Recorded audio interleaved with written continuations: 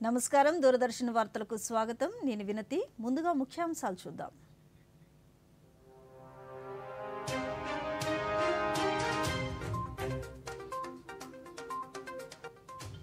దేశవ్యాప్తంగా 9 వందే భారత్ ఎక్స్‌ప్రెస్ రైళ్లను video conference ద్వారా ప్రారంభించిన ప్రధానమంత్రి ప్రపంచ స్థాయి సౌకర్యాలతో కూడిన ఈ రైళ్లు నవభారతానికి ప్రతీకలన్న నరేంద్ర మోదీ విజయవాడ చెన్నై వందే భారత్ ఎక్స్‌ప్రెస్ ను విజయవాడలో ప్రారంభించిన కేంద్ర ఆరోగ్య కుటుంబ సంక్షేమ శాఖ సహాయ మంత్రి డాక్టర్ భారతి ప్రవీణ్ పవార్ 9 నెలల్లోనే కేంద్రం 3 వందే భారత్ ఎక్స్‌ప్రెస్ రైళ్లను అందుబాటులోకి తీసుకువచ్చిందని వెల్లడి ఎన్టీఆర్ జిల్లాలో విస్తృతంగా పర్యటించిన కేంద్ర ఆరోగ్య కుటుంబ సంక్షేమ శాఖ సహాయ మంత్రి డాక్టర్ భారతి ప్రవీణ్ పవార్ ఆయుష్మాన్ భవ హెల్త్ కార్డులను అందించిన కేంద్ర మంత్రి స్థానిక ఉత్పత్తులనే కొనుగోలు చేయాలని మన్ కీ బాత్ వేదికగా ప్రధానమంత్రి పిలుపు స్వచ్ఛతా హీ సేవా కార్యక్రమాల్లో పాల్గొనాలని దేశ ప్రజలకు నరేంద్ర మోదీ విజ్ఞప్తి వార్తల్లోని వివరాలు భారతదేశం ప్రగతి పరుగులు తీస్తోందని ప్రధానమంత్రి నరేంద్ర మోదీ అన్నారు. ఢిల్లీ నుంచి వర్చువల్ విధానంలో 9 వందే భారత్ రైళ్లను ఆయన ఈరోజు ప్రారంభించారు. ఈ సందర్భంగా నరేంద్ర మోదీ మాట్లాడుతూ మౌలిక సదుపాయాల అభివృద్ధిని దేశం కోరుకుంటుందని, ప్రపంచ స్థాయి సౌకర్యాలతో కూడిన ఈ కొత్త రైళ్లు నవీన భారతదేశానికి ప్రతీకలుగా నిలుస్తాయని అన్నారు. వందే భారత్ రైళ్లకు ఆదరణ నిరంతరం పెరుగుతోందని, దేశంలో అన్ని ప్రాంతాలను ఈ రైళ్లు అనుసంధానం చేసే రోజు ఎంతో దూరంలో లేదని ప్రధానమంత్రికి చెప్పారు. అభివృద్ధికి నోచుకొని అనేక రైల్వే స్టేషన్లను గుర్తించి పునరుద్ధరణకు చర్యలు చేపట్టామన్న ప్రధాని ఆజాదీ కా అమృత్ కాల్లో మెరుగులు దిద్దుకుంటున్న ఈ రైల్వే స్టేషన్లను అమృత్ భారత్ స్టేషన్లుగా పిలుస్తామని తెలిపారు. ये अभूतपूर्व अवसर है। इंफ्रास्ट्रक्चर विकास की ये स्पीड और स्केल 140 करोड़ भारतीयों की आकांक्षाओं से बिल्कुल मैच कर रही है और यही तो आज का भारत चाहता है। आज एक साथ 9 वंदे भारत ट्रेन की शुरुआत होना भी इसी का उदाहरण है। वो दिन दूर नहीं जब वंदे भारत देश के हर हिस्से को कनेक्ट करेगी। मुझे खुशी है कि वंदे भारत एक्सप्रेस अपने उद्देश्य को बखूबी पूरा कर रही है। ये ट्रेन उन लोगों के लिए बहुत महत्वपूर्ण हो गई है जो सफर का समय कम से कम रखना चाहते। नारी शक्ति वंदन अधिनियम के आने के बाद हर सेक्टर में महिलाओं के योगदान और उनकी बढ़ती भूमिका की चर्चा हो रही है।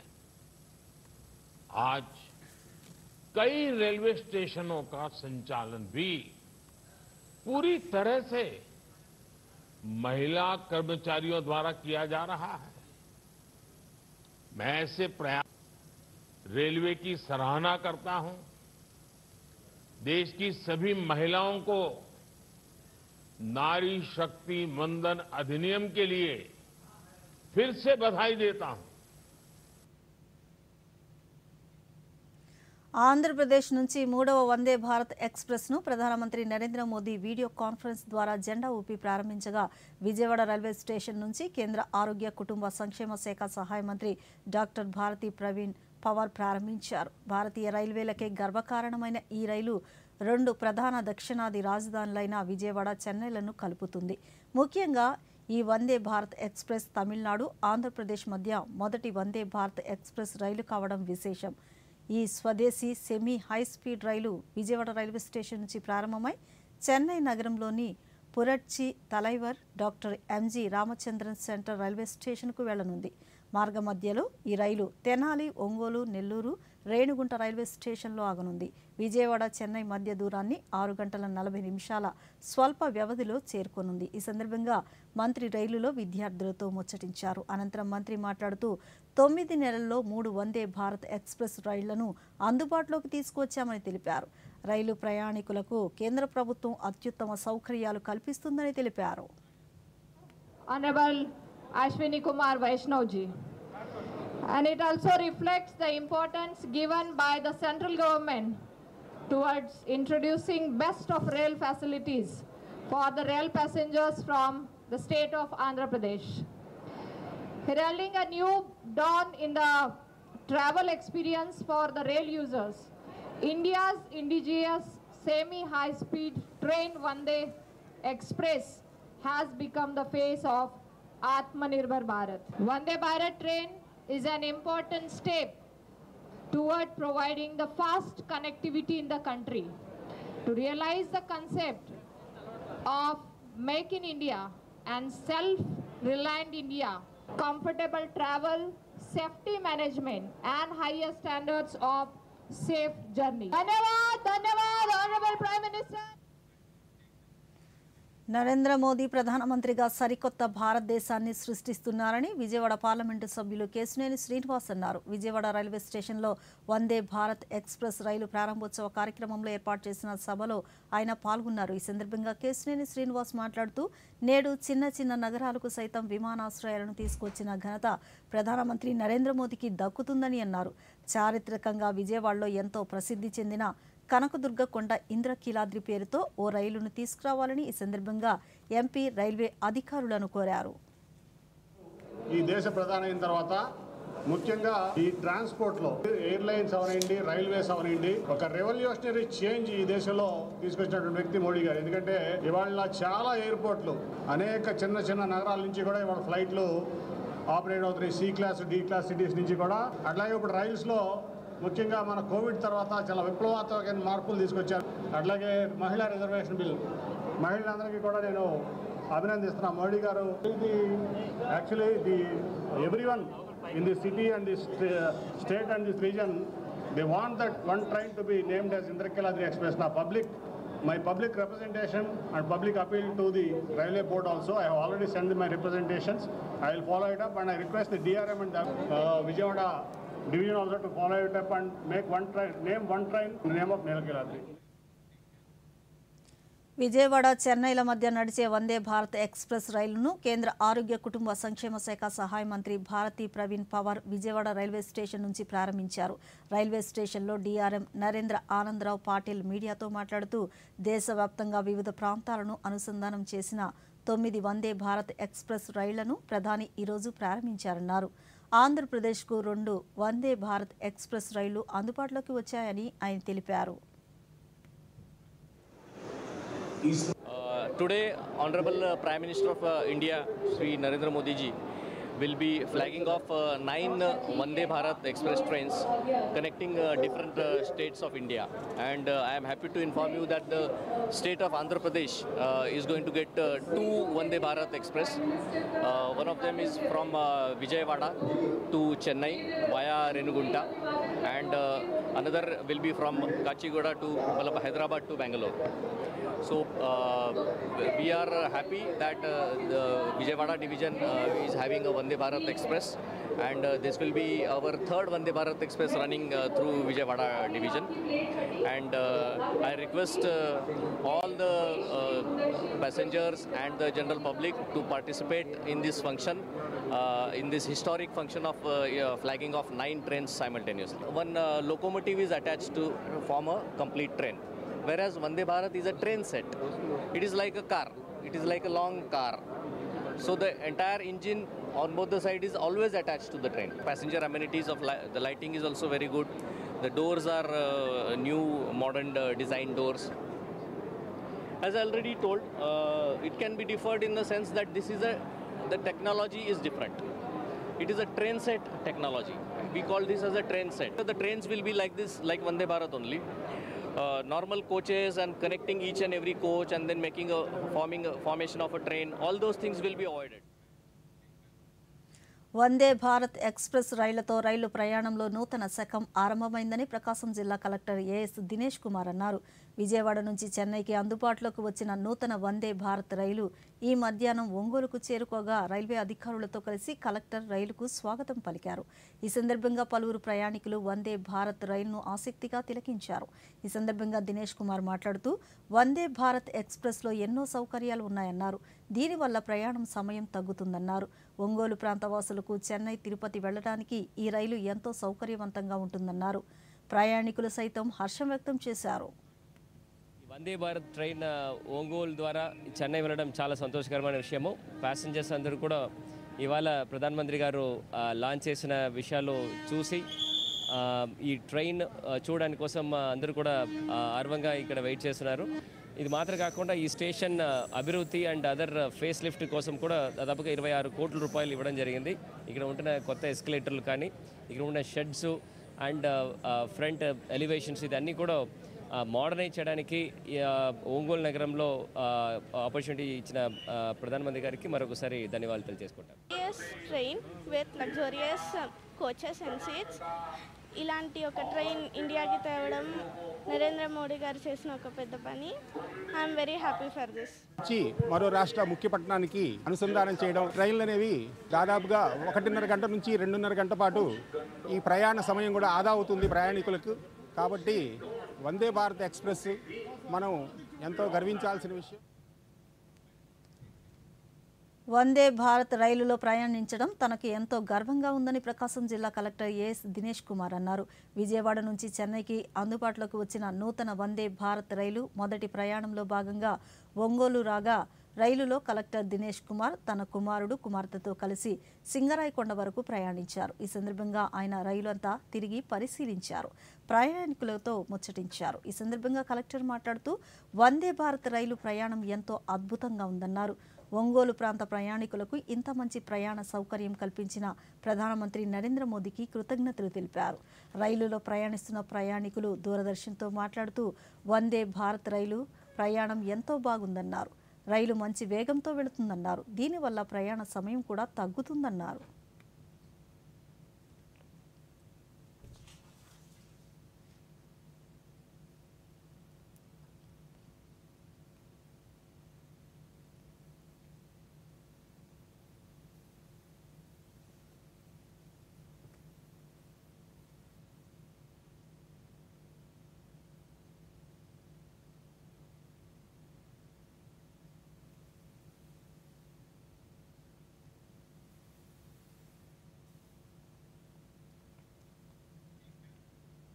సామాన్యునికి ఆరోగ్య భరోసా ఆయుష్మాన్ భవ పథకమని కేంద్ర ఆరోగ్య కుటుంబ సంక్షేమ శాఖ సహాయ మంత్రి డాక్టర్ భారతి ప్రవీణ్ పవార్ అన్నారు.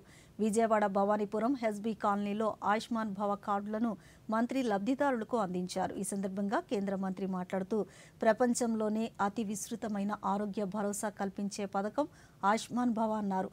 ప్రధాని నరేంద్ర మోదీ నాయకత్వంలో దేశంలోని ప్రతి ఒక్కరికి వైద్యానికి భరోసా కల్పించే లక్ష్యంతో ఈ పథకాన్ని ప్రవేశపెట్టారన్నారు. ఈ పథకం ద్వారా 5 లక్షల రూపాయల వైద్య సేవలను అందిస్తున్నట్లు తెలిపారు. ऑर्गन डोनेशन के लिए, अंगदान के लिए वो प्रोसीजर शुरू कर सकते हैं. सो ये भी एक सेवा है. भारत में अनेक सेवाओं का रूप है, उसमें से ये एक सेवा है. तो ये पखवाड़े में, ये 15 दिनों में हमें इसके लिए भी जन जागर करना है. इसके बाद भी ये प्रोसीजर चलता रहेगा. जिसको भरना है फॉर्म वो भी भर सकते हैं. आयुष्मान कार्ड का वितरण करना अभी बहुत इजी हो गया है. पहले हम लोग जाते थे हॉस्पिटल में, फिर ढूंढते थे नंबर. अभी एक ऐप. ప్రధానమంత్రి నరేంద్ర మోదీ జన్మదినాన్ని పురస్కరించుకుని దేశవ్యాప్తంగా జరుగుతున్న సేవా కార్యక్రమాల్లో భాగంగా ఈరోజు ఎన్టీఆర్ జిల్లా విజయవాడ కేబిఎన్ కళాశాలలో ఏర్పాటు చేసిన రక్తదాన శిబిరాన్ని కేంద్ర ఆరోగ్య కుటుంబ సంక్షేమ శాఖ సహాయ మంత్రి డాక్టర్ భారతి ప్రవీణ్ పవార్ ప్రారంభించారు. ఈ కార్యక్రమంలో పార్లమెంటు సభ్యులు కేశినేని శ్రీనివాస్, శాసనసభ్యులు వెల్లంపల్లి శ్రీనివాసరావు తదితరులు పాల్గొన్నారు. ఈ సందర్భంగా కేంద్ర మంత్రి మాట్లాడుతూ ప్రధానమంత్రి జన్మదినాన్ని పురస్కరించుకుని నిర్వహిస్తున్న రక్తదాన శిబిరాలు ఆపదలో ఉన్న ఎంతో మందికి ఉపయోగపడతాయన్నారు. సేవా పక్వాడలో భాగంగా పలు సేవా కార్యక్రమాలు నిర్వహిస్తున్నామన్నారు. ఆయుష్మాన్ భారత్ 3.0లో భాగంగా ఆయుష్మాన్ కార్డులను పంపిణీ చేస్తున్నట్టు చెప్పారు. ప్రధానమంత్రి జన్ ఆరోగ్య కార్యక్రమం ప్రపంచంలోనే అతిపెద్ద కార్యక్రమమని అన్నారు. And to saturate the health services, leave no one behind, in line with the principle of Antyodaya, reaching out to all. This program started with Seva Pakhwada from 17th September to 2nd October and continues up to 31 December 2023. Today we inaugurate the blood donation camp in KBN College. The college, I must appreciate the step from the college to organize this very big blood donation camp. ప్రధానమంత్రి మన్ కీ బాత్ కార్యక్రమాన్ని కేంద్ర ఆరోగ్య కుటుంబ సంక్షేమ శాఖ సహాయ మంత్రి doctor Bharati Praveen Pawar విజయవాడలో వీక్షించారు. చంద్రయాన్ 3 ప్రయోగం విజయవంతం, G20 సదస్సు విజయవంతం కావడం వంటి అంశాలను ప్రధాని ప్రస్తావించారు. మన్ కీ బాత్ అనంతరం మంత్రి మాట్లాడుతూ ప్రధాని మన్ కీ బాత్ కార్యక్రమం ఎంతో ప్రేరణాత్మకంగా ఉంటుందన్నారు. అలాగే G20 అధ్యక్షత బాధ్యతలు విజయవంతంగా నిర్వర్తించడం, భారత్ అంచెలంచెలుగా అభివృద్ధి చెందుతున్న తీరును ప్రధాని వివరించారన్నారు. మహిళా శక్తి, ఆర్థిక స్వావలంబన సాధిస్తున్న అంశాలను ఉదాహరణలతో సహా ప్రధాని వివరించారన్నారు. कार्यकर्ताओं के साथ सुनेंगे और आज का मन की बात भी उसी तरह बहुत प्रेरणादायी था. आदरणीय प्रधानमंत्री जी ने अलग अलग बातों पर अच्छी तरह से G20 प्रेसिडेंसी हो या फिर हमारी अलग अलग संस्कृतियों को लेकर और हमारी महिला माताएं किस तरह आज सशक्त हो रही है, महिला सशक्तिकरण, डिजिटल टेक्नोलॉजी से जुड़ना और अलग अलग डेवलपमेंट के साथ हम आज बहुत सारे उदाहरणों को देख रहे थे. वो उदाहरणों को देखते हुए हम सीख भी रहे थे और इस सीख से हम प्रेरणा से हम और काम करने के लिए प्रेरित होते. मुझे यही अनुभव है कि मैं जहाँ भी प्रवास करती हूँ, किसी भी राज्य में, किसी भी ज़िले में मेरा प्रवास है और अगर मन की बात का कार्यक्रम है तो वो हमारे कार्यकर्ताओं के साथ मैं ज़रूर सुनती हूँ. ప్రధానమంత్రి మన్ కీ బాత్ కార్యక్రమాన్ని ఒంగోలులో IIIT ఉద్యోగులు ఎంతో ఆసక్తిగా తిలకించారు. భారతదేశపు కీర్తి బావుటాను దశ దిశలా ఎగురవేసేలా ప్రధానమంత్రి నిర్ణయాలు ఉన్నాయని వారు అభిప్రాయపడ్డారు. చంద్రయాన్ 3 విజయం, G20 సమావేశాలకు భారత్ ఆతిథ్యం ఇవ్వడం, దశాబ్దాల కలగా మిగిలిన మహిళా రిజర్వేషన్ బిల్లును సాకారం చేయడం వంటి ఎన్నో విషయాలు భారతదేశ ప్రగతిని సూచిస్తున్నాయని పేర్కొన్నారు. ఈరోజు మన్ కీ బాత్ మా క్యాంపస్ అంతా వీక్షించడం జరిగింది. చాలా సంతోషంగా ఉంది. ఎన్నో విషయాలు మాకు తెలియజేశారు. G20 సదస్సులో అనేకమైన దేశాలు అటెండ్ అవ్వటం ద్వారా మన కీర్తి ప్రతిష్టలు ఎంతగా వెదజల్లాయో మనం చూడవచ్చు. అలాగే విదేశాల్లో కూడా మన కీర్తి ఎలా విదజల్లుతుంది, మన సంస్కృతి సాంప్రదాయాలు లేకపోతే సంగీతం కానీ ఎంతగా వాళ్ళు ఆకర్షితులు అవుతున్నారో మనం చూడవచ్చు. మన్ కీ బాత్ ప్రోగ్రాం ద్వారా, మన్ కీ బాత్ ద్వారా మేము తెలుసుకున్నాము. వాటిని మేము మా దినచర్యలో ఆచరించాలని కోరుకుంటున్నాం. మన్ కీ బాత్ ప్రోగ్రాం అనేది చాలా ఇంట్రెస్టింగ్గా ఉంది. మన నరేంద్ర మోదీ గారు 7 years నుంచి ప్రోగ్రామ్ కండక్ట్ చేస్తున్నారు. ఎవ్రీ మంత్ దేశంలో ప్రతి మూల నుంచి వాళ్ళు పంపించే ఉత్తరాలు, వాళ్ళ విశేషాలన్నీ తెలుసుకోవడం చాలా ఆనందంగా ఉంది. ఇలా ప్రధానమంత్రి గారి మన్ కీ బాత్ ప్రోగ్రామ్ చూపించడం అనేది జరిగింది. ఇలాంటి ప్రోగ్రామ్ చూసేటప్పుడు మాకు ఎలా అనిపిస్తుంది అంటే మేము కూడా దేశం కోసం ఏదో ఒకటి చేయాలి అని చెప్పి అనిపిస్తుంది. ఎందుకంటే ఈ ప్రోగ్రాంలో జర్మనీ గల ఒక అమ్మాయి మన భారతదేశం గురించి చాలా చేసింది. మన భారతీయ సంగీతం గురించి నేర్చుకుని అవి పాడడం అనేది విజువల్స్ చూపించారు. తన టైంని వెచ్చించుకుని మాకు ఇలాంటి మంచి మంచి ప్రోగ్రామ్స్ జరిగినందుకు చాలా థ్యాంక్ యూ ఉంది. ఆయన దేశ నలుమూలలో ఎక్కడ అందరికీ ఆదర్శవంతంగా నిలిచే కొన్ని జీవితాలను తీసుకొచ్చి మనల్ని బాగా ఇన్స్పైర్ చేశారు. మార్పు అందరూ కోరుకుంటారు, కానీ ఎవరో గొప్ప వ్యక్తి చెప్పినట్టు ఎవరో వస్తారు ఏదో చేస్తారు అని ఆలోచించకుండా మన దగ్గర నుంచే మొదలవడం అనేది చాలా గొప్ప. ఇలాంటి ప్రోగ్రామ్స్ ఎన్నో చేయాలని ప్రధానమంత్రి గారికి. Bharatiya Janata party social media వాలంటీర్ల 2023 సదస్సును విశాఖ పోర్టు సాగరమాల సమావేశ మందిరంలో నిర్వహించారు. ఈ కార్యక్రమానికి ముఖ్య అతిథిగా కేంద్ర మహిళా శిశు సంక్షేమ శాఖ మంత్రి స్మృతి ఇరానీ పాల్గొని సోషల్ మీడియా ప్రాధాన్యతను వివరించారు. కేంద్ర ప్రభుత్వం దేశంలో చేస్తున్న అభివృద్ధి కార్యక్రమాలు, సంక్షేమ పథకాలు ప్రజలకు చేరువ చేయడంలో కీలక భూమిక పోషించిందని అన్నారు. ఈ కార్యక్రమంలో పాల్గొన్న రాష్ట్ర బీజేపీ అధ్యక్షురాలు దగ్గుపాటి పురంధేశ్వరి మాట్లాడుతూ ఆలోచనలను ప్రజలకు స్పష్టంగా తెలియచేయడానికి సోషల్ మీడియా ఎంతగానో దోహదపడుతుందన్నారు. ఈ కార్యక్రమంలో రాజ్యసభ సభ్యులు జీవీఎల్ నరసింహారావు, ఇతర బీజేపీ నేతలు పాల్గొన్నారు. సోషల్ మీడియాలో లభిస్తుంది. అదేవిధంగా మన ఆలోచనలు ఏవైతే ఉంటాయో కేవలం మన వరకే చాలా వరకు పరిమితం అయ్యేటువంటి నేపథ్యం. కానీ మన ఆలోచనలు ఏవైతే ఉంటాయో అది 10గురికి కూడా చేరవేసేటువంటి మాధ్యమం ఏమన్నా ఉన్నది అంటే అది సోషల్ మీడియా అని చెప్పి అది సత్యదూరము కాదు, అతిశయోక్తి కూడా. రాజకీయాల గురించి మాట్లాడుకున్నట్లయితే పార్టీల మీద కూడా చాలా అపోహలు ఉంటాయి. ఎందుకంటే వారికి సరి అయినటువంటి సమాచారం లేనటువంటి సందర్భం. అదేవిధంగా మద్యం తీసుకున్నట్లయితే మరి నాణ్యత లేనటువంటి మద్యాన్ని వాళ్ళ ప్రజలకి తాగించి వారి ప్రాణాలతో చెలగాటం ఆడుకుంటూ వారి దగ్గర నుండి ఇప్పుడు ఈ డబ్బులు ఎక్కడి నుండి వస్తున్నాయండి? ప్రజలు కొనుక్కోవటం కావచ్చు, దాని ద్వారా ప్రభుత్వానికి వచ్చినటువంటి డబ్బుని జేబులో వేసుకోవటం. మద్యం కొనుగోలులో డిజిటల్ చెల్లింపులు నిరాకరించడం ద్వారా వైఎస్ఆర్ ప్రభుత్వం ప్రజల నుంచి వేలాది కోట్లు అక్రమ సంపాదన చేస్తోందని బీజేపీ రాష్ట్ర అధికార ప్రతినిధి వల్లూరి జయప్రకాష్ నారాయణ విమర్శించారు. గుంటూరులో ఆయన మీడియాతో మాట్లాడుతూ ఎన్నికల మేనిఫెస్టోలో మద్యం నిషేధం చేస్తామన్న వైఎస్ జగన్మోహన్ రెడ్డి ఆ హామీని విస్మరించారన్నారు. దీంతో పాటు పంచాయతీల నిధులు దుర్వినియోగంపై సిబిఐకి ఫిర్యాదు చేస్తామని తెలిపారు. ప్రకారంగా మీరు ఈ రాష్ట్రంలో వసూలు చేసినటువంటిది సుమారుగా 38,000 కోట్ల రూపాయలు చెప్తా ఉన్నారు. కానీ ఇక్కడ వసూలైనటువంటి డబ్బు మనం కనుక మీరు ఇచ్చినటువంటి స్టాటిస్టిక్స్ కనుక చూసుకున్నట్టయితే సుమారు 60,000 కోట్ల రూపాయలు ఉంది. ఏదైతే మద్యం వస్తూ ఉందో ఆ డిస్టిలరీల దగ్గర నుంచి కూడా కమిషన్ తీసుకున్నటువంటి మాట వాస్తవం కాదా? సుమారుగా మీరు ప్రొడ్యూస్ చేసినటువంటి లిక్కర్కి 13,500 కోట్ల రూపాయలు అపార్ట్ ఫ్రమ్ ఆ 20,000 కోట్ల రూపాయలకి అడిషనల్గా ఈ 13,500 కోట్ల రూపాయలు మీరు 39,705 కోట్ల రూపాయలు మీరు తాకట్టు పెట్టి ఆర్బీఐ దగ్గర నుంచి వీళ్ళందరినీ కూడా లోన్ తెచ్చుకున్న మాట వాస్తవం కాదా అని చెప్పి మిమ్మల్ని అడుగుతా ఉన్నాను. అటు ల్యాండు, ఇటు శాండు, అటు మైను, ఇటు వైను అన్నిట్లోనూ కూడా మీరు స్కాములు చేస్తూ ఉన్నారు. పార్టీలు మారుతుంది పురంధేశ్వరి గారు అని చెప్పారు. పార్టీలు మారేటటువంటి సంస్కృతి మీరు మాట్లాడుతూ ఉన్నారంటే ఈ ఆంధ్ర రాష్ట్ర ప్రజలు ఇప్పటికే వైఎస్ఆర్సీపీ ప్రభుత్వం తరిమి కొట్టేదానికి సిద్ధంగా ఉన్నారు. హైదరాబాద్లో జరిగిన ఏఐసీసీ వర్కింగ్ కమిటీ సమావేశాల్లో ఆంధ్రప్రదేశ్ సమస్యలపై చర్చించినట్లు ఆ పార్టీ రాష్ట్ర అధ్యక్షులు గిడుగు రుద్రరాజు తెలిపారు. డాక్టర్ బిఆర్ అంబేద్కర్ కోనసీమ జిల్లా అమలాపురంలో ఆయన మీడియాతో మాట్లాడుతూ తమ పార్టీ అధికారంలోకి వచ్చిన తరువాత రాష్ట్ర విభజన సమయంలో కాంగ్రెస్ ఇచ్చిన ప్రతి హామీని నెరవేరుస్తామని తెలిపారు.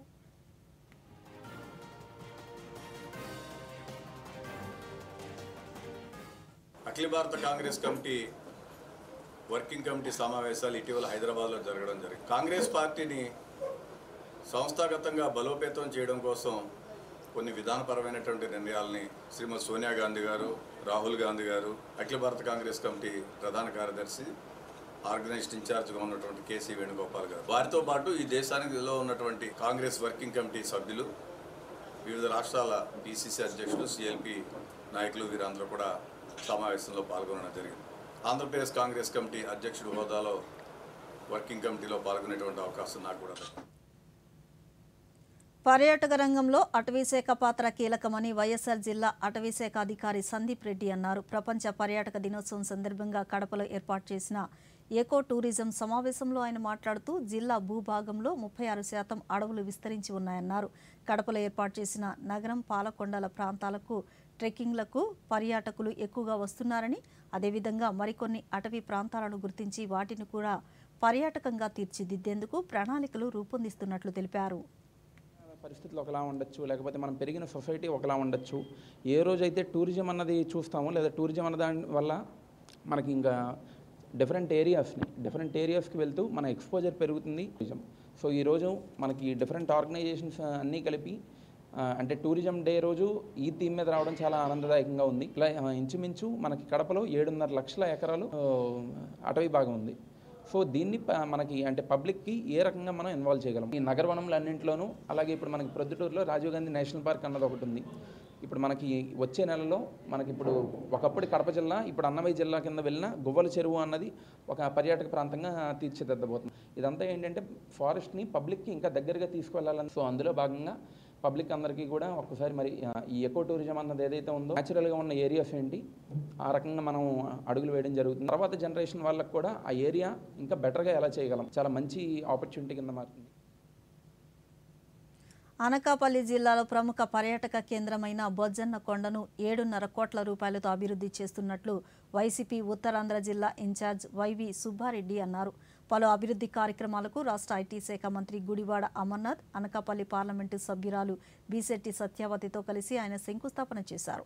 ఈ సందర్భంగా వైవి సుబ్బారెడ్డి మాట్లాడుతూ రాష్ట్రంలో పర్యాటక రంగాన్ని అభివృద్ధి చేసేందుకు కొన్ని ప్రాంతాలను గుర్తించి పెద్ద ఎత్తున నిధులు కేటాయిస్తున్నామని చెప్పారు.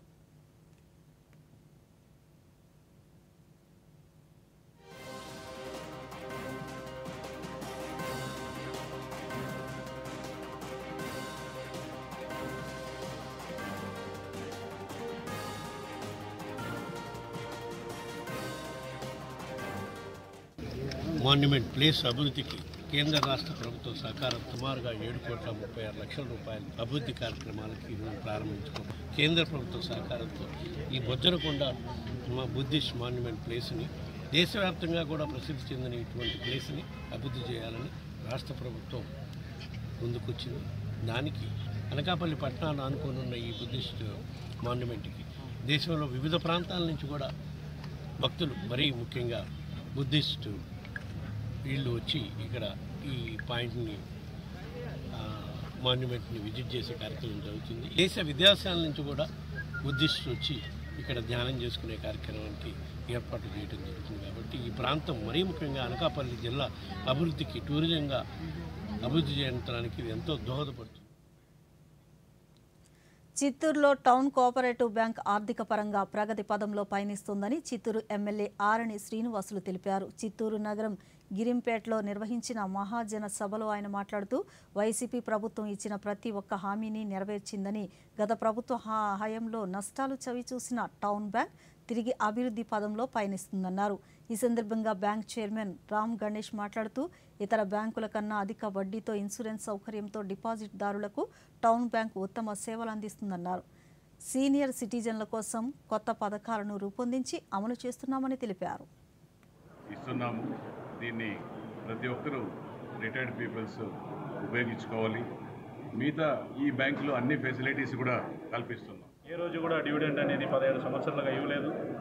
ఈరోజు 18, 19 ఆర్థిక సంవత్సరం నుంచి కూడా 20, 21, 22, 23 తీసుకుంటే ప్రతి ఆర్థిక సంవత్సరం కూడా దాదాపు మనం 40 నుంచి 50 లక్షలు అధికంగా ప్రతి అడుగు ముందుకేస్తాము. ఇది చాలా గర్వించదగ్గ విషయం.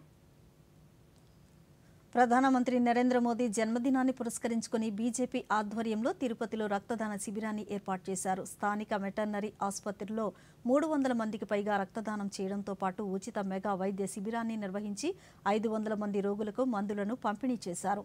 ఈ సందర్భంగా బీజేపీ రాష్ట్ర కార్యవర్గ సభ్యులు డాక్టర్ శ్రీహరి మాట్లాడుతూ ప్రపంచ దేశాలు గర్వించదగ్గ గొప్ప వ్యక్తి నరేంద్ర మోదీ అని కొనియాడారు.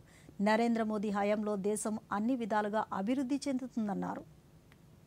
అంతా కూడా గర్విస్తున్నటువంటి నాయకుడు మోడీ గారు.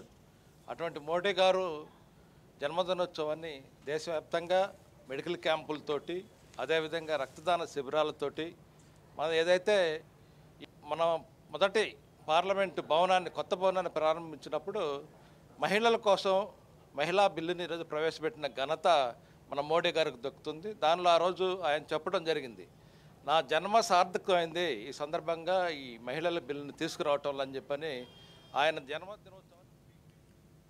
తిరుమల శ్రీవారి సాలకట్ల బ్రహ్మోత్సవాలు కన్నుల పండుగగా సాగుతున్నాయి. 7వ రోజైన నేటి సాయంత్రం చంద్రప్రభ వాహనంపై కొలువు తీరి శ్రీ మలయప్ప స్వామి భక్తులకు దర్శనమిచ్చారు.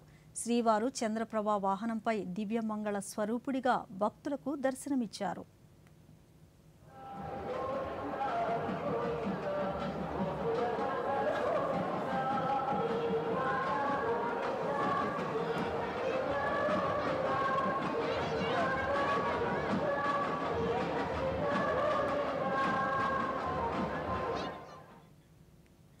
ప్రధానమంత్రి నరేంద్ర మోదీ ప్రభుత్వం కార్మికుల సంక్షేమానికి ఎంతో కృషి చేస్తుందని కేంద్ర రక్షణ శాఖ మంత్రి రాజ్నాథ్ సింగ్ అన్నారు. సరిహద్దు రోడ్ల ప్రాజెక్టు నిర్మాణ పనుల్లో పనిచేసే స్వల్పకాలిక కార్మికులు ఏదైనా కారణం వల్ల మరణిస్తే వారి భౌతిక శరీరాలను ఎంత ఖర్చైనా ఇళ్లకు సురక్షితంగా తరలించేందుకు రక్షణ శాఖ చర్యలు తీసుకుందని, అంత్యక్రియల ఖర్చులను కూడా ప్రభుత్వమే భరిస్తుందనే ఆయన ట్విట్టర్ ద్వారా వెల్లడించారు. దేశ సరిహద్దుల్లో వాటికి ఆనుకుని ఉన్న మారుమూల ప్రాంతాల్లో రోడ్లు వేయడానికి కష్టపడి పనిచేసే వారి ప్రాముఖ్యత సైనికులతో సమానమని రాజ్నాథ్ సింగ్ పేర్కొన్నారు. భారతదేశ రాజ్యాంగం 75 సంవత్సరాలు పూర్తి చేసుకుందని కేంద్ర హోంమంత్రి అమిత్ షా అన్నారు. బార్ కౌన్సిల్ ఆఫ్ ఇండియా నిర్వహించిన అంతర్జాతీయ న్యాయవాదుల సదస్సు 2023 ముగింపు సందర్భంగా న్యూఢిల్లీలోని విజ్ఞాన్ భవన్లో ఆయన ప్రసంగించారు. భారతదేశం అనేక చారిత్రక క్షణాలను చూసిందని, నిష్పక్షపాత న్యాయ పాలనలో ప్రముఖ పాత్ర పోషిస్తుందని అమిత్ షా ఈ సందర్భంగా పేర్కొన్నారు. దేశంలో సరైన సమయంలో న్యాయవాదుల సదస్సును నిర్వహించామన్న హోంమంత్రి ఈ 2 రోజుల్లో పలు అంశాలపై న్యాయ సదస్సులో చర్చించారని చెప్పారు. भारत की संसद आमूल चूर परिवर्तन कर रिलेवेंट बनाने जा रही है, वही ये वर्ष है. 33% महिलाओं की हिस्सेदारी कानून बनाने की प्रक्रिया में. ఈ వార్తలు ఇంతటితో సమాప్తం. నమస్కారం.